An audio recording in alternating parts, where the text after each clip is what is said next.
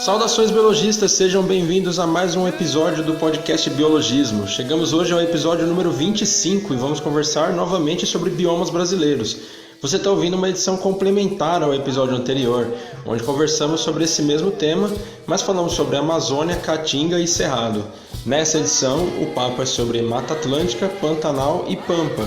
Então, se você caiu de paraquedas aqui nesse episódio, eu recomendo que você retorne uma casa e ouça a primeira parte dessa conversa para o nosso papo fazer mais sentido. Mas se você já ouviu, então vem com a gente porque a conversa está bem legal.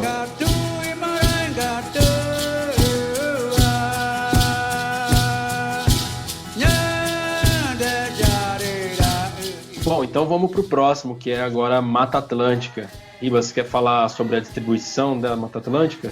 Cara, a Mata Atlântica começa já que tem um monte de estado, né? Ela passa por vários estados, são 14 estados e são 4 regiões no Brasil. Ela vai começar lá em cima no Nordeste ali e vai descer até o Rio Grande do Sul. Então ela pega toda o nosso litoral ali, né? Se for ver. Então, Rio Grande do Norte, Paraíba, Pernambuco, Alagoas, Sergipe, Minas Gerais, Espírito Santo, Rio de Janeiro, São Paulo, Mato Grosso do Sul, Goiás, Paraná, Santa Catarina e finalmente Rio Grande do Sul. Realmente pega o Brasil todo praticamente, né? É interessante ver que ela vai de ponta a ponta ali quase, né? Quase do Oiapoque ao Chuí, né?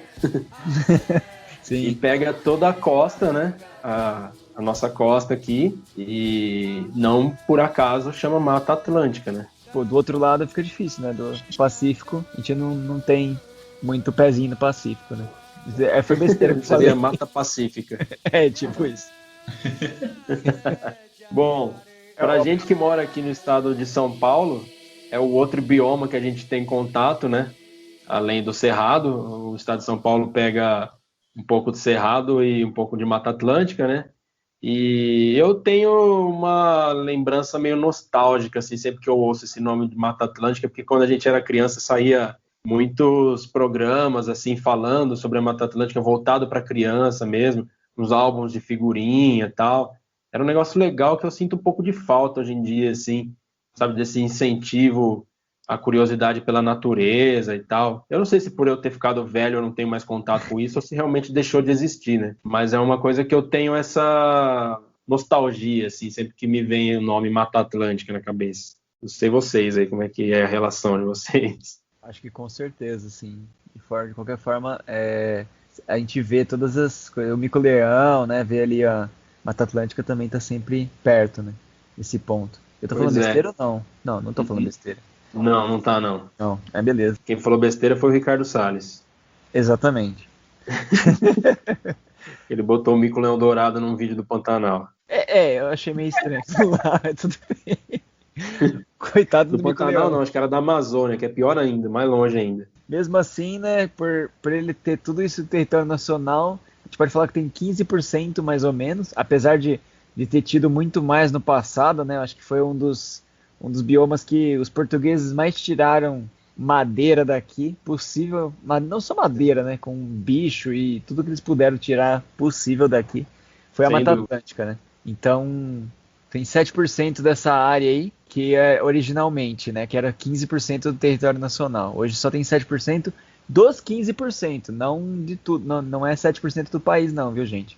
Exato. Importante colocar isso porque às vezes a pessoa fala, pô, mas tinha 15, hoje tem 7% do território nacional é bastante, mas não, calma, é 7% dos 15. Exatamente. Tanto que no estado de São Paulo, você olha assim por cima, você quase não vê mata, você só vê coisa verde, quer dizer, né? Porque a Mata Atlântica mesmo não tem muito. Exato. E é uma mata bem bonita também, né? Lembra um pouquinho a Amazônia, assim, né? Nessa questão de vista de cima e tal. É bem diferente do Cerrado, bem diferente da Caatinga e tal, né? E um aspecto interessante dela, que mostra por que é um bioma que perdeu tanto da sua diversidade, é que é o bioma de longe onde mais moram pessoas, né? Onde mais tem a população brasileira, né? Porque cerca de 70% da população brasileira reside no território da Mata Atlântica. É muita coisa isso, né? Não é à toa que perdeu-se tanta porcentagem desse bioma, né? Exatamente. E aí, como você comentou, desde a chegada dos portugueses, né, desde 1500 até hoje, né, que é uma área que sofre muito aí com queimadas, com desmatamentos, com urbanização, exploração mesmo da mata e tudo mais, né. O legal é que a Mata Atlântica, assim, é um bioma que dá pra gente exemplificar bem aquilo lá que a gente falou no começo, né, que, tipo, são 6 biomas, mas, tipo, dentro desses biomas tem outros, né. Então, você vê praticamente que os manguezais estão na Mata Atlântica. E, tipo, você vê que é totalmente diferente da Mata Atlântica, né? Sim. Exatamente. E essas espécies de Mata Atlântica, elas são normalmente aquelas mais utilizadas para fazer matas ciliares também. Sim. Para quem não sabe o que é manguezal, é aquela floresta bem no litoral mesmo, né? Que tem aquelas raízes aéreas, porque é tudo cheio de lama, de barro, que vem a galera pegar os caranguejos nos programas do Gugu da vida, que mostra os caras enfiando o braço lá, cantando caranguejo, pá. É isso daí. Cara, eu quando criança, né, o Flávio falou de nostalgia, você falou de mangue. Eu fui com a escola, né? Eu estou em São Paulo, fui com a escola no mangue e tal. Hoje nem pode mais ter esse tipo de rolê, porque o mangue é super sensível, né, cara? Sim. E aí ele também inclusive, ele é a transição entre o mar e o rio, né? Ele tem aquela transição, por isso que é muito importante os mangues estarem ali conservados. E como a gente falou, a questão de mata ciliar, mata que protege ali as margens, né? A Mata Atlântica e os mangues no caso também são muito importantes, essas espécies, a gente conservar elas, né? Pois é, e legal vocês comentarem do mangue, porque realmente o mangue é uma área realmente que faz uma proteção ali de uma parte da costa, tal, quando a água vem com força ali, aquelas raízes grandes e mesmo os troncos seguram com tudo, assim, né? A força da água, tal. Tem até um experimento que mostra isso, assim. Não sei se vocês já viram esse experimento. Eu acho que é uma coisa muito interessante de ver. Eu vou procurar esse vídeo, se a gente encontrar, eu deixo na descrição para a galera assistir aí. Mas mostra a importância do negócio estar ali, assim, não foi um acidente da natureza, né? Falando em acidente, né, isso aí mostra muito aquela época que Belo Monte, Mariana, etc., que teve o problema das barragens, o pessoal fala que se tivesse planta, se tivesse coisa, iria segurar pra caramba toda aquela lama, aquele tudo, ao longo do tempo, né? Se eles tivessem programado isso, tipo, plantado um mangue, alguma coisa do tipo ali no caminho, né, do rio. Reduziria os danos, né? Pra caramba. Pois é. Bom, seguindo, né, voltando para a Mata Atlântica, ela é a segunda maior floresta em extensão do Brasil. São cerca de 20 mil espécies vegetais, que configura mais de 35% das espécies existentes no Brasil. Coisa pra caramba, né? 35% só em um bioma. Tudo bem que é um bioma que pega a costa inteira, mas é um bioma só, né? E aí tem muitas espécies conhecidas lá, né? O próprio pau-brasil vem da Mata Atlântica, bromélias, ipês, né? A figueira, que é uma árvore linda, gigante, né? Assim como o jequitibá também, uma árvore gigante com as raízes imensas e tal, né? E a fauna também, obviamente, muito rica, né? Se a flora é rica, a fauna também é, né? São mais de 2.000 espécies de animais já catalogadas na fauna da Mata Atlântica. Dentre elas, a gente pode citar alguns animais mais conhecidos, como o bugio, aquele macaco que tem um grito alto, né? Uma vocalização altíssima, né? Você tá na Mata Atlântica e você ouve um berro, é um bugio, tá ligado? Além do bugio, tamanduá-bandeira, o gambá, veado, cotia, onça-pintada, jaguatirica, lontra e o mico-leão dourado, ao contrário do que pensa o nosso ministro do Meio Ambiente, reside na Mata Atlântica. E são alguns animais ameaçados de extinção, né? Esses que eu comentei agora. Pensar na Mata Atlântica é pensar em civilização, né? Tanto a atual, né, que a gente está lidando com água, né? Porque, querendo ou não, o ser humano resolveu construir 90% das cidades próximo da água, dos rios. Então a Mata Atlântica ela é estupidamente importante para conservar esses rios de alguma forma, né? E também, além de toda a biodiversidade que vocês comentaram também aí. E também pensando comunidades, nos povos antigos, indígenas e até atuais, é onde também tem muitos povos tradicionais, como indígenas, quilombolas, caiçaras e ribeirinhos, que dependem dessa mata, né, dessas espécies, da água também, claro, mas essas espécies para sobreviver, né? Então é bem interessante essa cultura toda que foi sendo feita ao longo da Mata Atlântica, né? Pois é, não, esse é um ponto importante. Acho legal falar dessas comunidades e tal que sobrevivem de uma maneira sustentável da mata. É legal mesmo. E faz um pouco parte da nossa cultura aqui também, né? Coração do Brasil, levando a água da vida do fundo da terra ao coração do Brasil. Gente que entende, que fala a língua das plantas, dos bichos. Bom, Pantanal, um bioma que estava bastante em evidência aí nesse último ano, competindo com o coronavírus nas notícias, né? É um bioma riquíssimo que a gente conhece bastante aí, mas ele não está tão espalhado pelo Brasil quanto o Cerrado ou a Mata Atlântica, por exemplo, né? O Pantanal está inteiramente localizado só em uma região do Brasil, que é o Centro-Oeste, né? Ele está localizado nos estados do Mato Grosso e no Mato Grosso do Sul. Então, 2 estados e uma região. Ele pode ser até considerado o menor bioma brasileiro, né? De certa forma, mas ele é a maior planície de inundação do mundo. E ele tem mais ou menos de 220 até 250 mil quilômetros de extensão. Só que isso pensando no bioma inteiro, né? Querendo ou não, ele está em 3 países diferentes, né? 120 mil quilômetros é só em solo brasileiro, mas na verdade ele está em 62% no Brasil, 20% na Bolívia e 18% no Paraguai. Querendo ou não, assim, essa área, né, é uma planície de inundação, né, a gente vai falar até porque a bacia do Pantanal é um pouco maior do que o pessoal chama de Pantanal, só que não existiria o Pantanal se não fosse a bacia hidrográfica toda nessa volta, né. E se a área do Pantanal tem 250 mil quilômetros de extensão, a bacia ela tem 624 mil quilômetros de extensão, mais ou menos. Então ela é bem importante assim para essa área.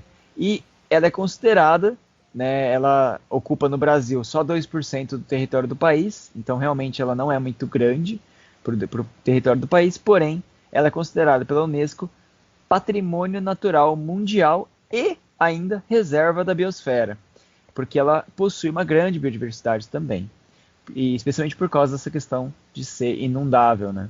Bacana, cara.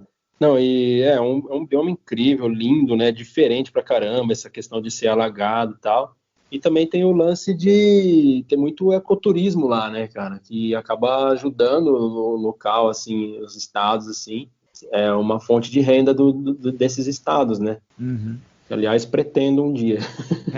Então, todos nós. Falando um pouquinho da parte técnica, da parte estrutural do Pantanal, né, assim, clima, etc. Ele é uma planície inundável porque ele tem altitudes variando, né, de 80 a 150 metros, e essa parte central ali fica realmente a bacia do Alto do Paraguai ali, né. E aí ela é uma depressão que ela é circundada por esses planaltos, então partes mais altas, e aí essa água vai toda pro Pantanal ali, né, que essas partes mais altas têm entre 200 e 1.000 metros. Então, basicamente, é uma depressão zona ali, né? Por isso que ela é uma planície alagável. Só que é muito interessante porque ela abastece todas essas cidades. Vivem mais ou menos 3 milhões de pessoas ali, que dependem dessa parte do Pantanal, né? Alagar e tudo mais. O Pantanal alagar é a mesma coisa do Nilo, né? Exatamente, cara. Porque os povos antigos dependiam do Nilo alagar para poder irrigar as coisas e ter as plantações. O Pantanal é a mesma coisa, velho. Não, e outra coisa, assim como muitos outros biomas brasileiros, o Pantanal também tem uma bela biodiversidade, né, cara? A gente vê nas imagens aí, para quem nunca visitou, como é o nosso caso aqui, né, infelizmente, por enquanto, a gente vê sempre aquele monte de animais, aquele monte de aves, tal, aquela planície pantaneira, assim, é bonito de ver, né? E é o berço, né, de 4.700 espécies entre animais e plantas, né? Então, entre as espécies levantadas estão 3.500 plantas, árvores e vegetações aquáticas, né? Tem bastante lá também. E vegetações terrestres também, né? São 325 peixes, 53 anfíbios, 98 répteis, 656 aves e 159 mamíferos. Exatamente, mano. Se for ver assim, O legal do Pantanal é que ele tem mais ou menos 2 tipos de árvore, né? Tem aquelas de médio e grande porte, que parecem mais amazônicas mesmo, tipo de árvore assim bem grandona, tal, que é próxima até das matas ciliares, né, que é uma vegetação mais densa e exuberante, e também árvores um pouco mais tortuosas, mais baixas e médio porte, parecidas bastante com o cerrado, né? Pensando nos ipês e buritis que a gente já tinha comentado um pouco antes, né? E também tem outro tipo de vegetação nessas planícies inundadas, que são os vegetais aquáticos, né? Que é como guapés, erva de Santa Luzia, o triculária e cabomba, né? Que, assim, alguns nomes são interessantes, mas a maioria deles são utilizados para fins medicinais, né? Esses mais conhecidos. E é muito interessante que essas plantas vegetais aquáticos, né? Eles são bem característicos dessa região, por ela ter essa característica de se inundar o tempo todo. Então, vamos falar um pouquinho do clima do Pantanal. Ele é bem definido, né? É um clima tropical, como a maioria do clima brasileiro, né? E com chuvas de outubro a março, né? E a temperatura passa dos 30 graus. Então, o pessoal fala que o Pantanal é quente demais, né? Porque é abafado e é úmido, né? Então, imagina 30 graus com o clima total úmido, nossa, vira uma sauna, né? É bem isso mesmo. É praticamente uma sauna, né? E tem aquelas planícies de inundação. Então, nesse período de chuva é quando alaga e faz com que aquela matéria orgânica que está no solo, que é inundada, se decompõe. E a planície de inundação é uma característica natural do Pantanal, né? Por isso que chama Pantanal, né? Vem de pântano, né? E faz com que a matéria orgânica ela se decompõe de forma lenta, né? Por isso que o solo ele é pouco fértil, né? Porque ele se decompõe de forma lenta, mas se não tiver essa inundação, não tem essa riqueza, né? Vamos dizer assim, do Pantanal, né? Por causa disso, né, cara, tipo, o terreno, ele é um pouco arenoso e fica mais ácido, né? Porque a água também a água e a matéria orgânica vai deixando bem ácido.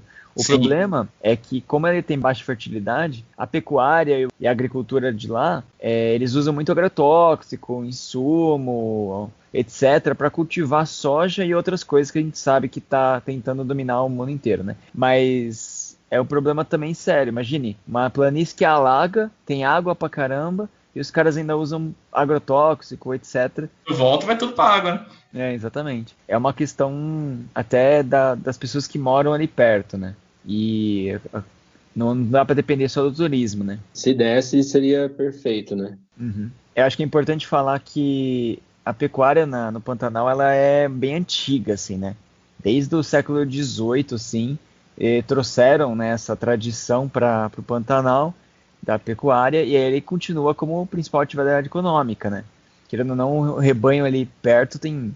Tudo bem, né? Nesse número eu acho que deve estar mais atualizado ultimamente, mas tem 22 milhões de cabeças de gado e é 65% da atividade econômica dos estados de Mato Grosso e Mato Grosso do Sul. Então, realmente, se tirar a pecuária dali, a galera fica sem nada do que fazer, entre aspas, né? Porque a pesca, por exemplo, e o turismo é mais de subsistência, ou até mesmo o turismo é sazonal, né? Depende muito da época de seca, porque na época de cheia nem pode ter muita pesca ou turismo, porque é na época de reprodução dos peixes, né? Vai atrapalhar o bicho lá. Então. Exatamente. É interessante a gente ver como cada bioma tem sua particularidade e tal, né? São, digamos, entre várias aspas, aí, mundos diferentes. E o Pantanal tem essas questões aí que entra a questão econômica, um pouco da questão política também, né? Uhum. É bacana a gente mencionar esses pontos diferentes também. Pantanal a gente explorou bastante também naquele que a gente falou das queimadas, né? Comentou um tanto Pantanal e realmente é muito importante. Até se você quiser saber mais sobre o Pantanal, ouça o outro, né?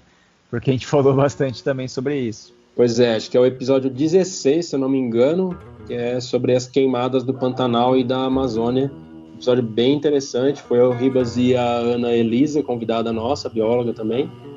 Para quem tiver mais interesse em saber sobre um pouco mais do Pantanal, acho que dá para explorar um pouquinho nesse episódio aí.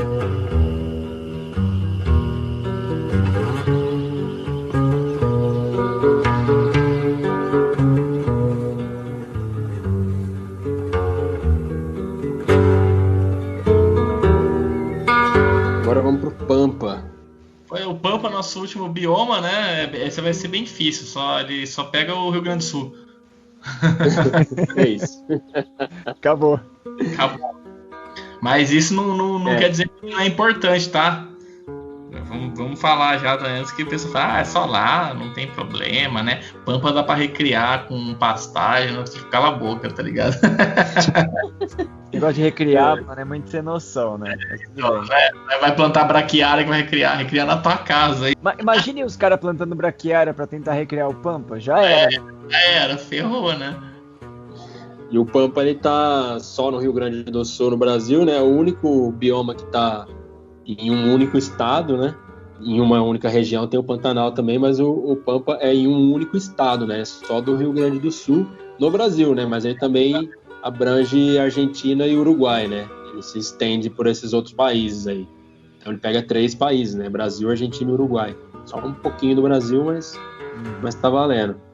E é interessante que eu encontrei algumas informações que falam que o clima é subtropical e as 4 estações do ano são bem definidas, né?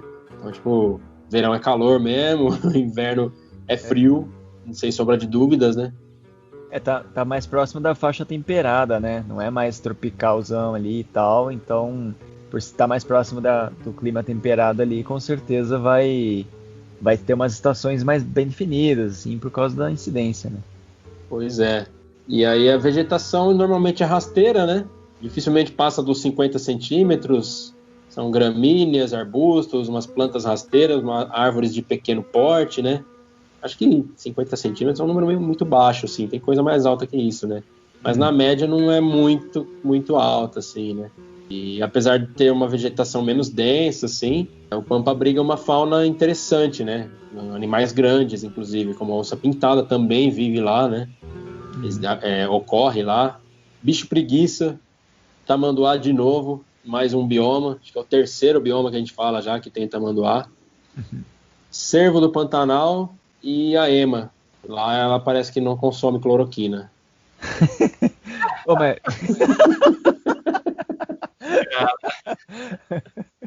Ai, eu ia fazer uma piada, mas essa foi melhor ainda. Tipo, eu falo, mas o cervo não é do Pantanal, caramba.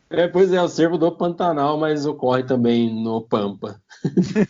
Cervo do Pantanal e Pampa. É o cervo do Pampanal. Pampanal.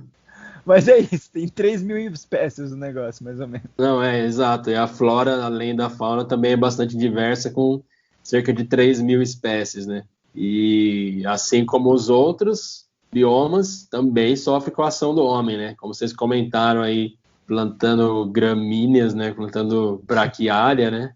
Os caras veem os pampas e falam, opa, pasto grátis, né? Exatamente. Exato.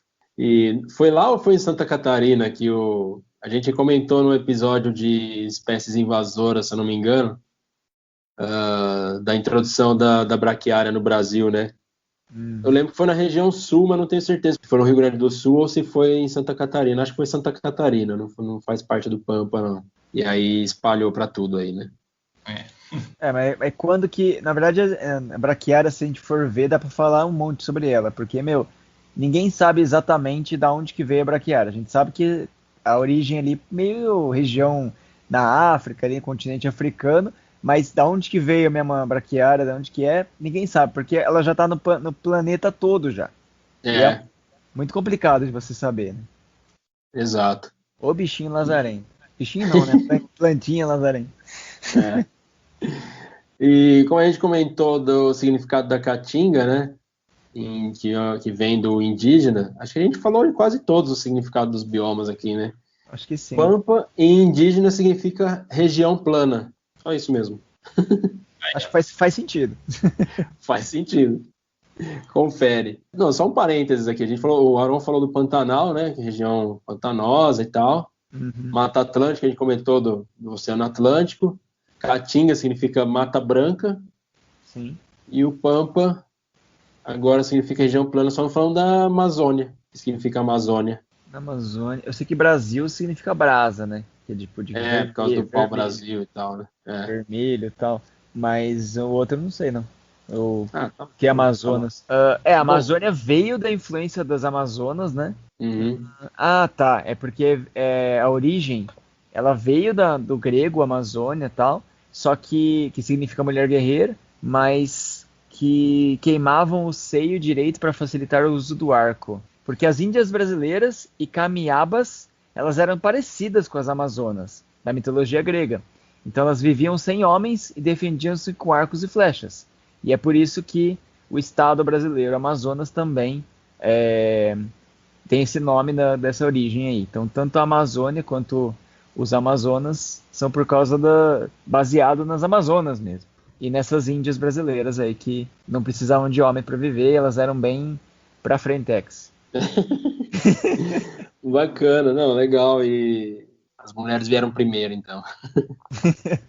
Pelo menos o nome, né? Bom, voltando pro Pampa aqui. Como falei, Pampa também é um bioma que sofre com a ação do homem, né? Assim como todos os outros, né? E a gente tem, o dado que a gente tem aqui é bem desatualizado, na verdade, ele é de 2008, mas a estimativa é que restavam menos de 36% da vegetação nativa, né, do Pampa. E principais responsáveis são a agricultura, pecuária, desmatamentos e queimadas, né? Além da introdução de espécies exóticas invasoras que competem com as espécies nativas que a gente já comentou, tal, do lance da braquiária e também espécies de fauna, né, invasoras. Pô, a braquiária provavelmente nesses 36% que em 2008 restavam, agora infelizmente deve restar bem menos. A braquiária vai tomando conta de uma forma absurda. Exatamente. E 12, 13 anos para um bioma faz uma bela diferença, assim, né? A gente vê esses gráficos de desmatamento, essas coisas assim de avanço do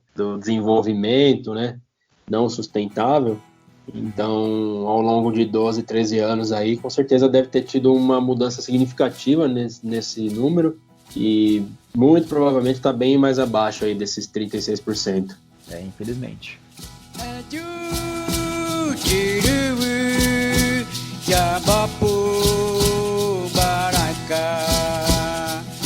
Antes de anunciarmos as indicações culturais, eu gostaria de dar os créditos para as músicas que foram executadas nesse episódio, assim como ocorreu na edição anterior. Nós selecionamos algumas músicas regionais para representar cada bioma, e a música que abriu esse episódio para a gente falar sobre a Mata Atlântica é de tribos Tupi-Guarani, das aldeias Bananal, Nhamandu Mirim e Piaçagueira, do litoral sul de São Paulo. Em seguida a gente fez uma brincadeira com o pessoal da minha geração, da geração dos meus pais e até a geração dos meus avós, talvez, tocando a música tema abertura da novela Pantanal, que passou na extinta TV Manchete, depois no SBT também, para apresentar esse bioma. A música se chama Sagrado Coração da Terra e é interpretada pelo músico Marcos Viana. E por último a música Lamento Pampa, do Glênio Fagundes, representando obviamente o Pampa. A gente espera que vocês tenham gostado bastante das músicas, como a gente gostou, e claro, do episódio também. Vamos voltar agora então para as indicações culturais. Beleza, galera, o papo foi show de bola, um papo ensino médio, vestibular, e legal relembrar dessas coisas que a gente não vê faz um tempinho, conversa sobre esses biomas, falar um pouco sobre a biodiversidade brasileira, que é bem vasta. Talvez algumas pessoas, alguns dos nossos ouvintes ainda não sabiam sobre determinados biomas, como a gente comentou, o Pampa e a Caatinga não são tão mencionados normalmente, né? O Cerrado, o Mata Atlântica e a Amazônia, o Pantanal também acaba ficando mais em evidência, né?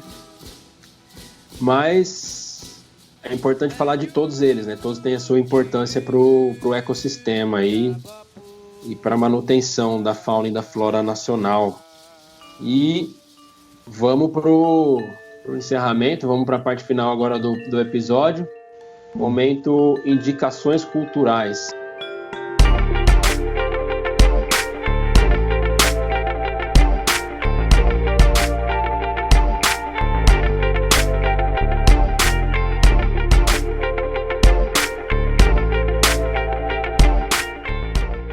Vocês têm algo na manga aí?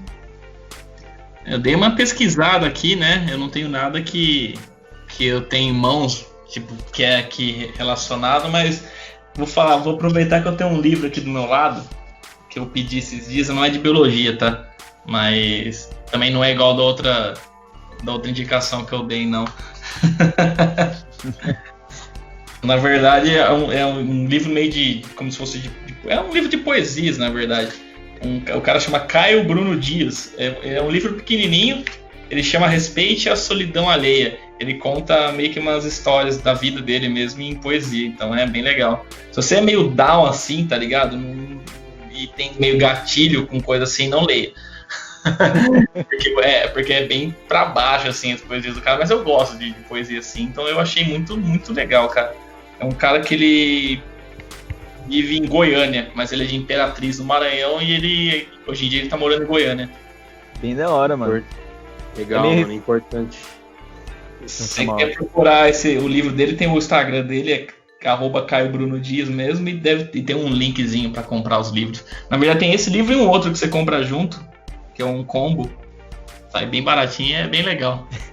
Oram fazendo propaganda aí. Então, se o cara ver o podcast, patrocina nós aí, manda os seus livros. Manda um livro pra nós. Pelo menos isso. É legal essa parte. Você falou da parte de gatilho e tal, mas é bom você ter uma reflexão também, sabe? Mas eu gosto, mas me dá meio que uns gatilhos, mas eu gosto de dar essa sofrida, tá ligado?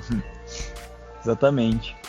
Então, a minha também não é uma indicação biológica e também não tem tanto a ver com o bioma do tema de hoje. Mas assim, eu queria indicar um anime, né? Quem não sabe, anime é desenho japonês, assim. Mas a temática desse anime é muito interessante. Ele chama Dr. Stone, é um anime mais novo, assim. Tá saindo uma temporada nova agora. E a ideia do anime é que o mundo... Isso no primeiro episódio, tá? Então não tô contando tanto spoiler assim, gente. O mundo aconteceu um negócio que transformou todo mundo em pedra.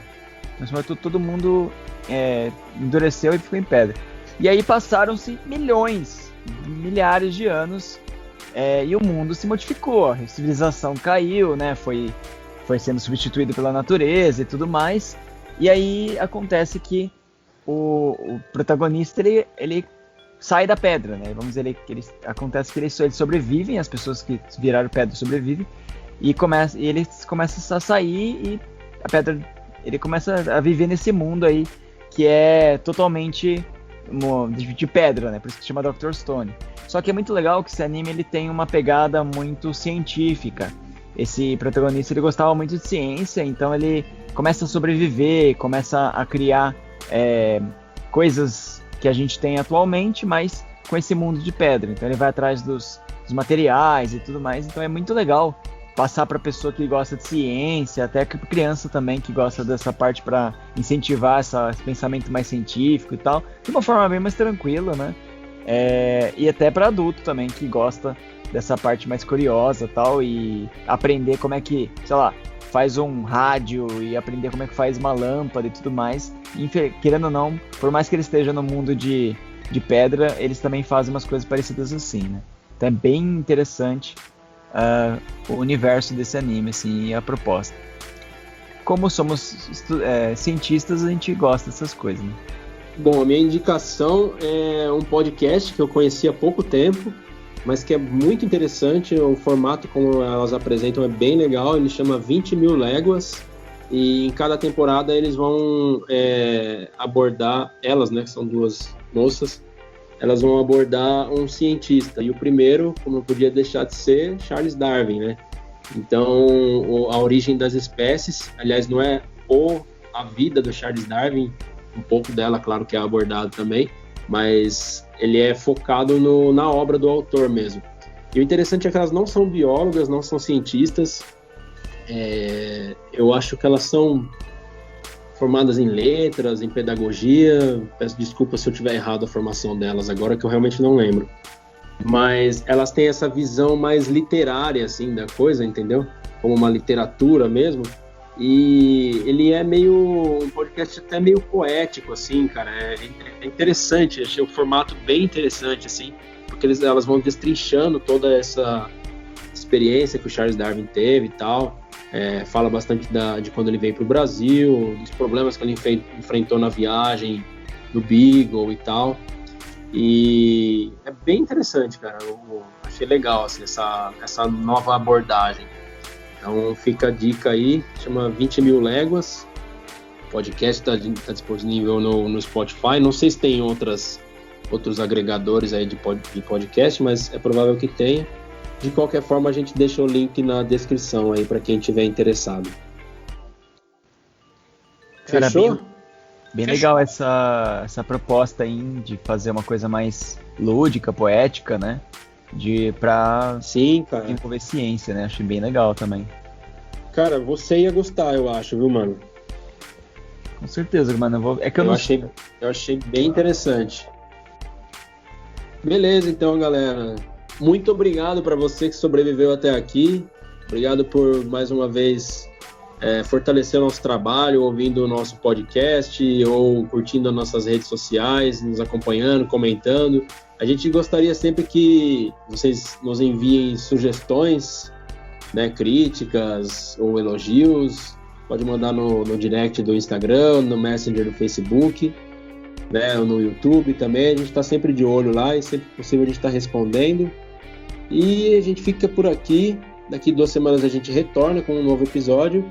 Lembrando para você que talvez não saiba, chegando agora, os episódios saem a cada 2 quartas-feiras às 10 horas da manhã e está disponível nas principais plataformas de streaming, certo? Certo. Show de bola. Galera, ouçam os outros. A gente já fez mais de 1 ano de podcast agora. Foi bem interessante, estamos na 2ª temporada. E a primeira temporada tá cheio de assuntos interessantes. Os convidados e convidadas são muito legais, assim, são pessoas bem estudadas e com uma bagagem, e vale muito a pena as conversas que a gente teve, né? Então, bora lá e fiquem bem aí, bem bom água. Isso aí, galera. Até daqui 15 dias e é nóis. Valeu!